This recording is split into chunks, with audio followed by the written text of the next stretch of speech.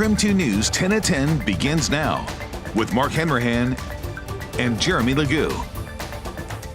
Good evening and thank you for joining us for KREM 2 News 10 at 10, where we give you more news in less time. Let's get started. We begin tonight with a KREM 2 weather impact alert as we are tracking a storm heading our way that will bring heavy snow to the mountains as well as some snow to the valley as well. Here's a live look at Snoqualmie Pass right now. I-90 looking clear at this hour, but you'll definitely want to have those chains and traction tires with you in the coming days. Let's get straight to Chief Meteorologist Jeremy Legoo for more on the timing of when the snow arrives in Spokane. Jeremy? Well, for us, it's really a Wednesday morning event. Tuesday, it starts in the Cascades and then slowly creeps its way across the state. So by the time we wake up Wednesday morning, we are in the heart of it. I think that is the reason that this has the biggest impacts. Notice there are blizzard warnings for the Cascades. That means visibility down below a quarter of a mile for more than 3 hours straight.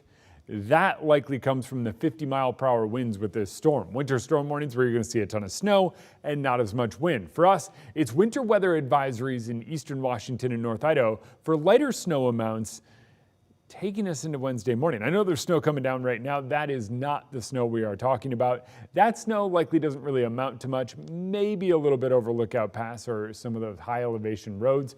Most of our precipitation that we have coming down right now is going to stay pretty high. I think most of our snowfall totals wind up around 3,000 feet. There's our next creep of snow. That moves its way across the state. We wake up to it Wednesday morning. By the time we get to about 11 a.m., we're looking at it transition over to rain. So our weather impact alert runs from tomorrow evening to Wednesday morning, despite there being sunshine by the time the sun goes down tomorrow. All right, sounds good, Jeremy. We'll check back in with you later in the show. New tonight, the Central Valley School District Board approved a new resolution and letter on transgender athletes less than a week after their last meeting on that topic. In the new revised letter to be sent to the WIAA, the board is asking the organization to create dialogue and protect sports for biological girls.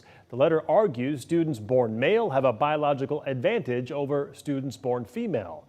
According to current WIAA protocols, student athletes are allowed to compete in sports based on the gender they identify with.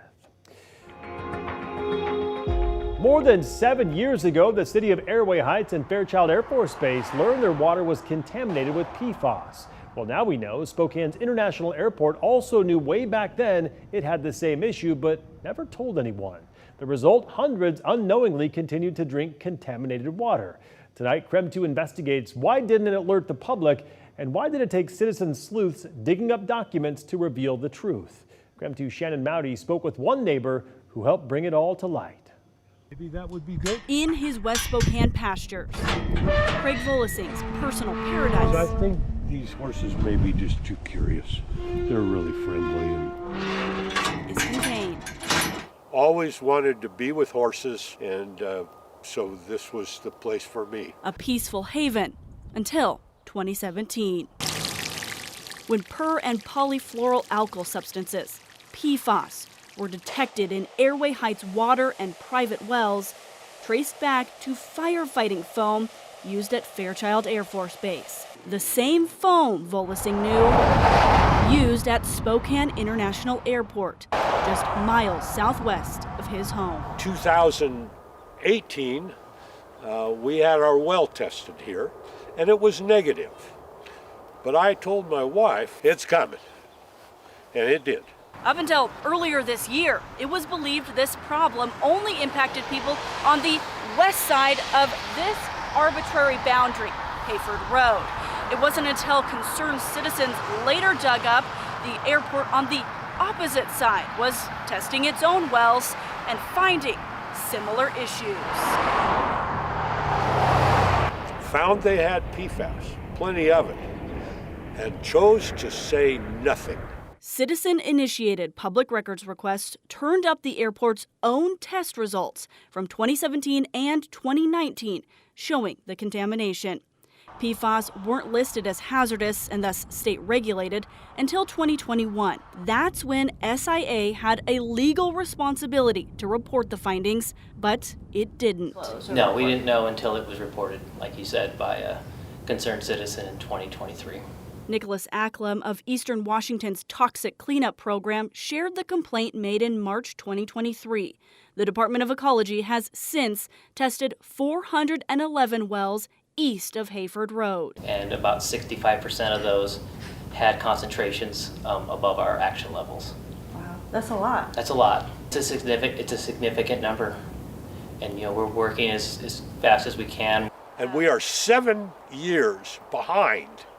This could have started back in 2017 and 18, but didn't. And the question remains, just why? An August site assessment identified around a dozen points where firefighting foam was used or stored. Working under an ecology enforcement order, SIA must sample the dirt and groundwater at each site before any cleanup can begin. Average is about 12 years, but that's average. This is a pretty complex site, so it certainly could take longer. Ecology is still trying to determine the true scope and scale of the airport contamination and where the chemicals have traveled. So that's really the first step. It's really hard to design a feasibility study until you know the full nature and extent of where your contamination is. Volasing's well tested PFAS positive early this year. Typical pump house. What used to be a source of pride, fresh drinking water has been replaced with bottled jugs. That's provided to us happily by the Department of Ecology and EPA as a stopgap. Though the well still flows to their greenhouse and livestock. Volasing says the cattle they raise for customers has, so far, tested negative. Though he's curious how these chemicals may be impacting other lives in his paradise. And see if they've got any PFAS in their systems. Good. As he waits to see whether this problem will finally be contained.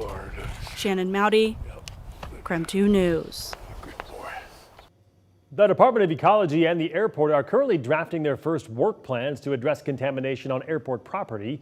Late last week, SIA announced longtime CEO Larry Crowder is departing. He'll take over as CEO at Cincinnati Northern Kentucky International Airport next year. And now to our night beat with a quick look at today's top stories. The Pullman community is mourning the loss of a 13-year-old killed in a crash near Rosalia this weekend. According to the Washington State Patrol, it happened on US 195 when a semi-truck jackknifed across the northbound lanes, causing the crash and killing 13-year-old Zion Bischoff. His father is an employee of WSU. During WSU's weekly press conference today, head football coach Jake Dickert revealed that Zion was close friends with his daughter. WSU is a special place where Washington State is Pullman and Pullman is Washington State. And we are one community. We just really offer our condolences, prayers, and thoughts. And everyone, in our community, we're with you. It was a tough day. The Cougs will wear a special ZB badge on their helmets this weekend when they face Oregon State University. An Eastern Washington woman is being charged with embezzling more than $100,000 from Spokane Tribe's foster care fund. A federal grand jury indicted Tawny Willow Colvin on more than two dozen counts for allegedly making fraudulent money transfers. We have reached out to the tribe for comment and are still waiting to hear back. And the Washington court system's back online following a cyber attack, allowing gun background checks to resume. Since the system came back online, about 6,500 background checks have been completed. At one point, the Second Amendment Foundation threatened to sue the state, claiming citizens' rights were suspended during the system's shutdown. They are now backing off that threat. The state says no data breach was detected. And that was your Night Beat. To learn more about any of these stories, just head to our website. That's KREM.com.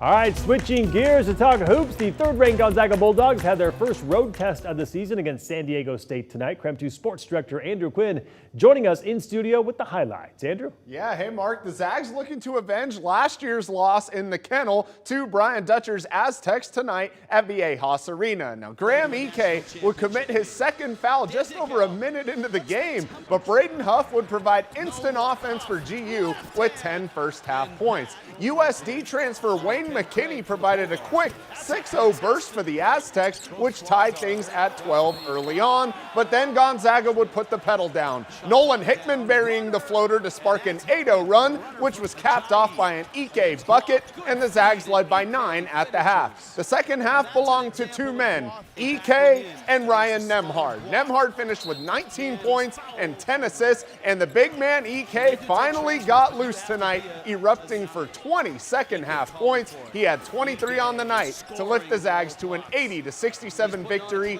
over the Aztecs. GU is now 4-0 on the season. They'll be back in action Wednesday night in the Kennel against Long Beach State. Tip-off is set for 6 p.m., and we'll have more sports coming up in just a bit. Mark? All right, Andy, we'll talk to you then. Thank you very much. And that was your KREM 2 News 10 at 10, where you get more news in less time.